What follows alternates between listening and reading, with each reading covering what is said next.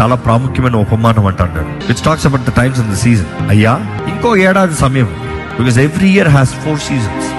ఇంకొక 4 seasons చూస్తాను, ఏమన్నా ఫలము. నేను అంటాను, ఫలము మాత్రం కాదు, కనీసం చిగురించినా కూడా వెయిట్ చేస్తాను. కనీసం ఆ చిన్న బడ్స్ వచ్చినా కూడా ఏదో వస్తుంది, వెయిట్ చేద్దాంలే.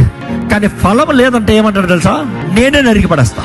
యేసుప్రభు అక్కడ మాట్లాడేది మన గురించే. ఇన్ హిస్ వినియార్డ్, ఆ ద్రాక్ష తోటలో మనం ఉన్నాం, అడ్డంగా ఉన్నాం. ఇదిగో నీ జీవితం ఉంది, అడ్డంగా ఉంది. ఇదిగో దేవుడు ఇచ్చాడు కృప, దేవుడు ఇచ్చాడు రక్షణ, దేవుడు ఇచ్చాడు ఈ కుటుంబం, దేవుడు ఇచ్చాడు ఈ అవకాశం. ఏం చేస్తున్నావు? ఏమైనా మేలుందా? ఏమైనా ఫలం ఉందా? నీ జీవితం విధానంలో ఏమైనా మార్పు ఉందా? దేవుడు నీ దగ్గర నుంచి ఏమైనా పొందుకోగలుగుతున్నాడు? చివరికి నీ జీవితం ద్వారా దేవుడు మహిమపరచాలి కదా. ఏ విధానంలో ఉన్నా దేవుడు మహిమపరుస్తున్నారా? Is God being glorified through your life or it's all about you? ఈ జీవితంలో ఫలము చూస్తాము, నీవు వర్ధిల్తాము కదా.